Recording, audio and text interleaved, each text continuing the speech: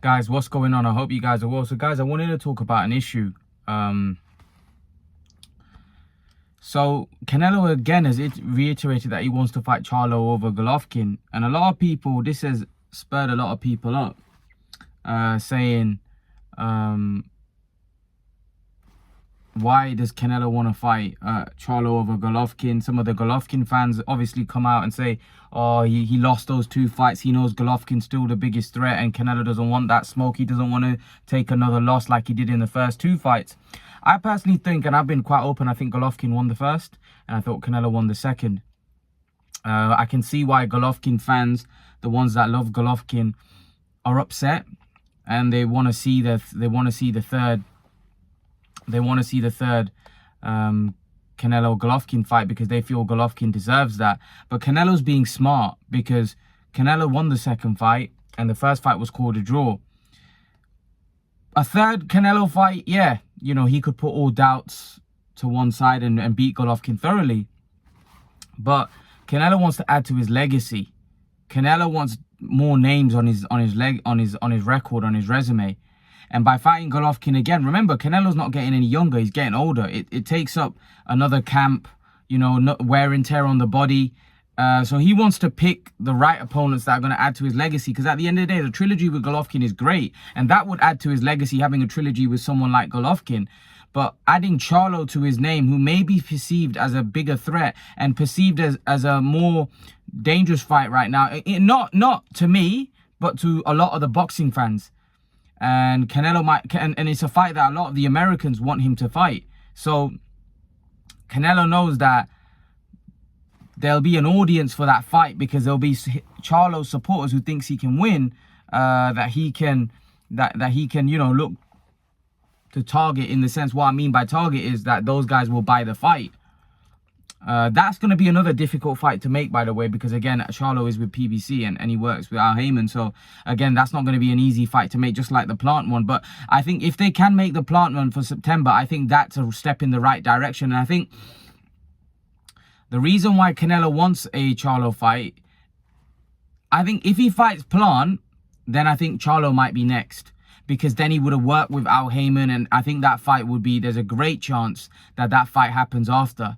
If he doesn't fight Plant and fights Beterbiev, then I think the Charlo fight's a lot harder, because that'll show that obviously they weren't able to come to terms and make the fight with Plant. So I think that Plant fight being made, which I'm uploading a video about later,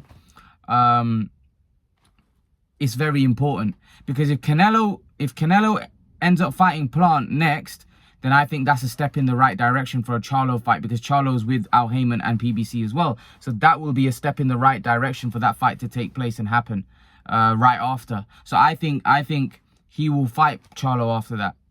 And I think Canelo has a desire to fight Charlo. So I think there's a great chance that Canelo will fight Jermall Charlo if he fights Plant next for the undisputed fight. That's my take on it. I think there's a great chance, because I personally think that would kind of put a working relationship there between Canelo and PBC, where, you know, future fights might be easier to make. Listen, maybe they may accept the Plant fight on his own, but they may want him to fight Charlo on Fox. You know, who knows? We'll have to wait and see how these things play out. But I do think Canelo asking for a Charlo fight is I would prefer that. And I think a lot of boxing fans would prefer that, because when you've seen something twice and you know how it's going to play out, you know how the Golovkin fight is going to play out. You know, if Golovkin is what he was previously, which a lot of people don't think he is, it's going to be a nip and tuck fight again, close fight. They're both good boxers. They're both big punchers. They're both elite fighters. We know how that fight played out.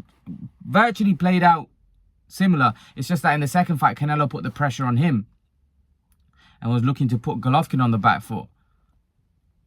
But the fight played out the same. You know, it was nip and tuck, close. You know, who won the fight? Was it him or him? You know, it was one of them. It was a very close, nip-type fight. And I think the fight would be exactly the same if it happens again. If Golovkin isn't completely shot or you know, worn out and still has something left, I think the fight will play out exactly the same. Nip, tuck, close fight. And that's how I think a Golovkin fight plays out. Whereas a Charlo fight, for me, is dangerous. I'm after the Montiel performance. I don't know how dangerous. I think Canelo wins. But Charlo does has a style, like I said, that could cause Canelo issues. It's a fight that I would like to see. And it's another name on Canelo's resume. When you look at Canelo's resume, see, if Canelo could end up having the most impressive resume in the whole of boxing, he may surpass everybody. Because he's still got another 5-6 years left, according to him. Canelo's resume could be the best in boxing history if he carries on. You know, it could be. And I know, and I'm talking as a neutral boxing fan, not some of these guys that start to pick apart someone's resume. They did that with Floyd. Canelo's resume could be one of the best if he fights Charlo, Andrade, Beterbiev. You know, if he fights all of these guys, because in the next 6 years, he's going to need opponents. Benavidez, all these guys. If he fights all of these guys and wins, you're looking at somebody with probably the best boxing resume in boxing history. And if he fights someone like Beterbiev, Benavidez, Charlo, he's fighting guys in their prime and beating them. That would put Canelo on a level which I don't think... Like, remember, he fought Callum Smith, who was in his prime. Billy Joe, who was in his prime. Right? Danny Jacobs, who was in his prime. Golovkin, kind of in his prime. You know, he's fought a lot of guys now in their prime. And he's looking to fight Plant, who's in his prime. He's looking to fight Beterbiev, who's in his prime, but Bivol in his prime, you know, Charlo in his... There's fights there. And if he can add those fights to his legacy, add those names, my goodness, Canelo's resume is going to be the best in boxing by the end of his career. And I don't think anyone will be able to dispute that. I don't think any... How can you dispute that his resume will be one of the best in boxing? You can't. His resume would be phenomenal if he was to do that. So let's wait and see how the next 4 or 5 years play out for Canelo. I'm looking forward to how his career plays out because I think there's some big fights to be made. Guys, moving on to the second part of the video. Derek Chisora and David Haye have split. Quite strange for me. I wasn't expecting this news. I wasn't expecting Derek Chisora and David Haye to split. Just because I think the relationship was very good, and I actually think that Derek Chisora's performances have been a lot better and been great actually under David Haye. David Haye for me was taking Derek Chisora's career and he was guiding him in the right direction. I also thought he had a massive influence on Derek Chisora's training, his eating habits, his lifestyle. Everything was changed, and I think Derek Chisora, because of that change, although Derek Chisora isn't no, you know, elite skilled guy, he's still a good fighter. He's a tough guy, and I think David Haye brought the best out of that Derek Chisora. It's a shame that Derek Chisora didn't adopt that kind of training style, probably eating habits, you know, nutrition and stuff earlier on in his career. He may have been a lot more successful. But yeah, I saw improvement in terms of his stamina. Remember, David Haye and Derek Chisora linked up when Derek was he's old now. But yeah, if you look at some of Derek Chisora's performances, you have to say some of his best performances have come. You know, you look at the Parker fight, the Usyk fight, you know, even the Dillian White fight.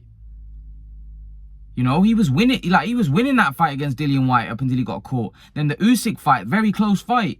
You know, although I thought Usyk won, I think the Parker fight was very close. So some of Derek Chisora's best performances have come under David Haye. You know, even though they've been in losing causes, the performances have been very good. Very good. Like, nobody expected him to do as well as he did against Usyk. Nobody expected Derek Chisora to do as well as he did against Parker. Many believe he won that fight against Parker. Many believe he won that fight. So Derek Chisora has given in some very good performances. You know, he was winning the fight against White and he ran out of steam and got caught. I do think that he got docked points, and I think he rushed in and he ended up getting caught because he probably thought he was behind when actually he was ahead. But that aside, I just think the performances, Derek Chisora's, he's just been great. I think his character, everything is just under David Haye has been brilliant. I think their partnership has worked very well. That's why it's a surprise to me why they've split. And I hope this doesn't have, you know, Derek Chisora's at the end of his career, but I still think that, you know, he's still a good fighter. I still think he can be involved in some fights.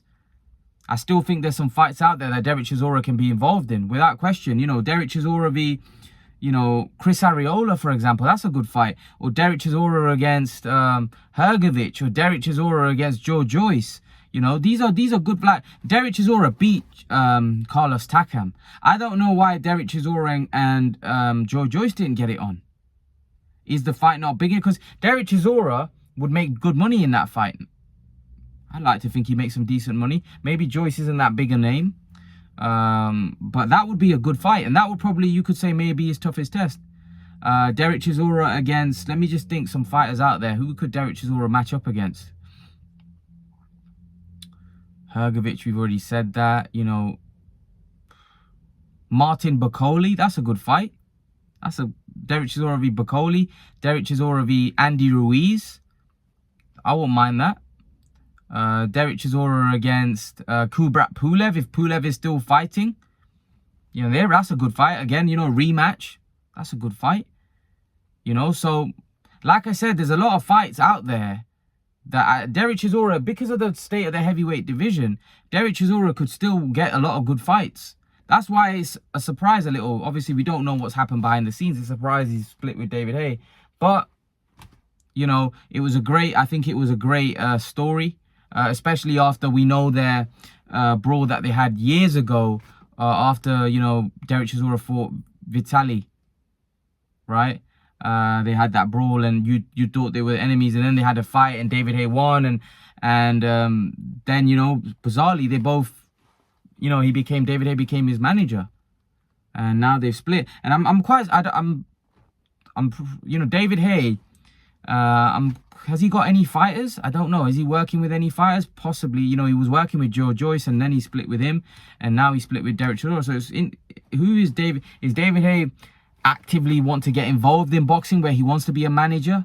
Does he want to become a promoter? I don't know. I don't know what David Haye is going to do. But that, you know, I think Derek Chisora was his big name fighter that he had. So yeah, I don't know whether David Haye will now.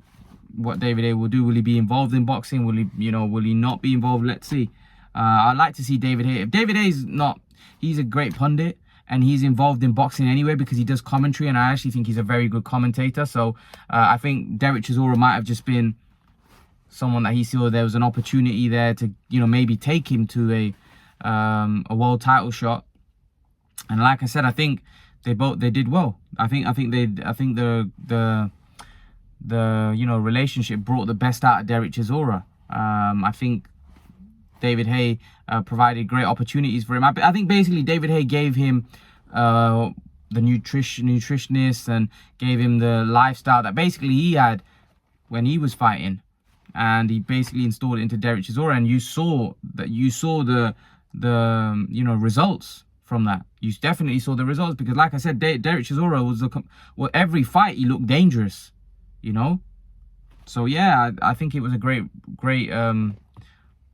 you know, great manager. But yeah, they've split. Leave your thoughts in the comment section below. What do you think? What do you think next for Derek Chisora? And leave your thoughts. Let me know what you think. And guys, remember to please like, share, and subscribe to my channel. I'll see you guys in the next video. Peace.